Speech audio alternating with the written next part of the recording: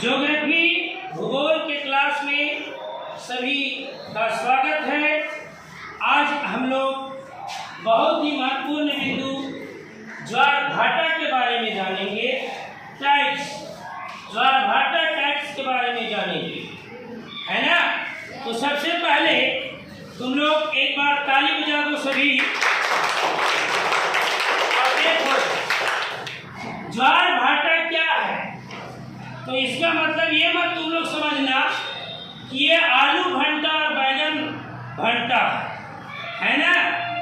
ज्वार भाटा जो है वो बैगन भंटा नहीं है। यहाँ जानना है कि ज्वार भाटा क्या है। ज्वार भाटा जो है वो समुद्र महासागर से संबंधित है। किससे संबंधित है? हाँ, महासागरीय जल का ऊपर उठना और आगे बढ़ना को ज्वार कहा जाता है, और महासागरीय जल को नीचे गिरना और तट से दूर जाना भाटा कहा जाता है। इस प्रकार से महासागरीय जल का ऊपर उठना, आगे बढ़ना, नीचे गिरना और महासागरीय तट से दूर जाने की जो क्रिया होती है उसी को क्या कहा जाता है? ज्वार भाटा कहा जाता है। क्या कहा जाता है? और ज्वार भाटा जो है एक दिन में कितना बार होता है? 2 बार।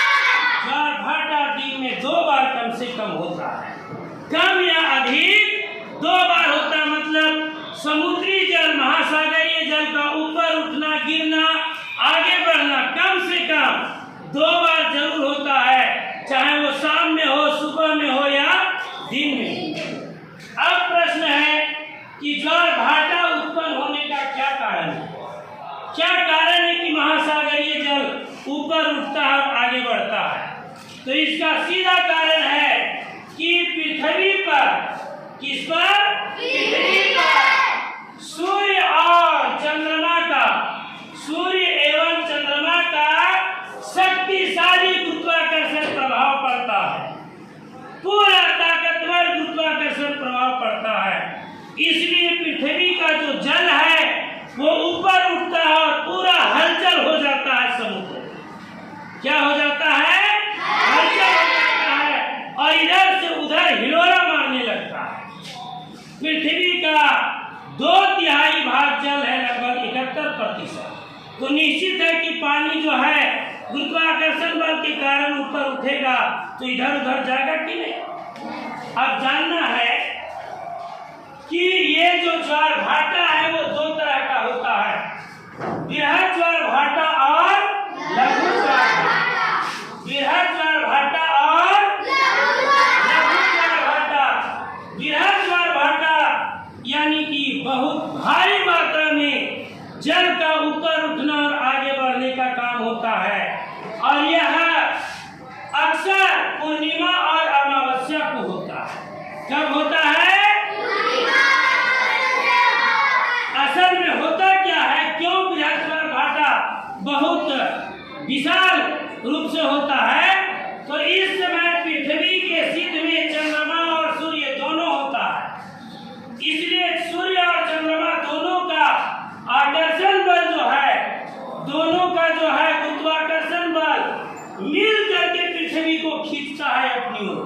तब पृथ्वी तो नहीं खींचाता है, लेकिन पानी खींचा जाता है। तो जितना कस के वो ताकत लगता है, गुरुत्वाकर्षण बल लगता है सूर्य और चंद्रमा का एक साथ मिलकर, तो इसीलिए पानी का विशाल मात्रा में ऊपर उठना और गिरना होता है। इसलिए इसको बृहद ज्वार भाटा कहा जाता है। यह अक्सर पूर्णिमा और अमावस्या को। दूसरे तरफ लघु ज्वार भाटा। लघु ज्वार भाटा जो है अक्सर प्रत्येक महीने के कृष्ण पक्ष और शुक्ल पक्ष की अष्टमी को होता है। वैसे तो प्रत्येक दिन 2 बार होता ही है। लघु का अर्थ होता है क्या? छोटा। इसमें पानी बहुत बृहद मात्रा में नहीं उठता है ना।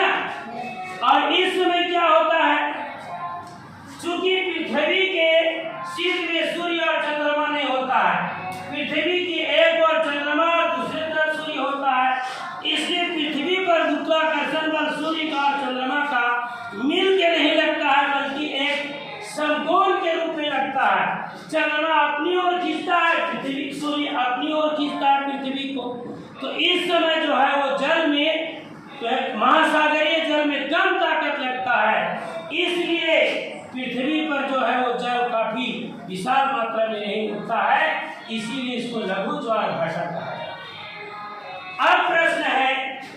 ज्वार भाटा से क्या लाभ है भाई, है ना।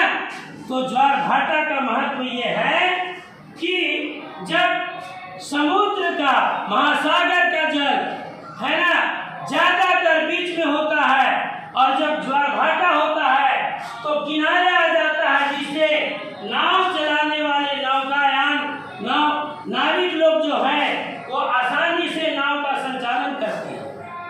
और इसका उपयोग और बहुत बढ़िया है महत्व कि समुद्र का जो जल है वो किनारे जब आ जाता है तो मछली भी उसके साथ में आता है, इसलिए मछली मारने वाले जो मछुआरे हैं उनको बड़ी आसानी से मछली मिल जाता है।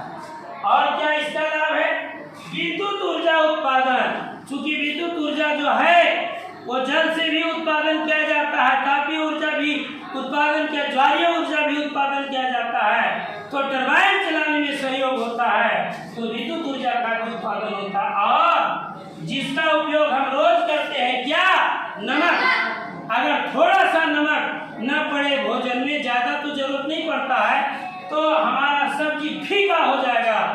इसलिए ज्वार भाटा उत्पन्न होने से नमक की मात्रा अधिक से अधिक किनारे आ जाती है और नमक का भी जो है उत्पादन किया जाता है। तो इस तरह से ज्वार भाटा जो है उसका क्या महत्व है ये भी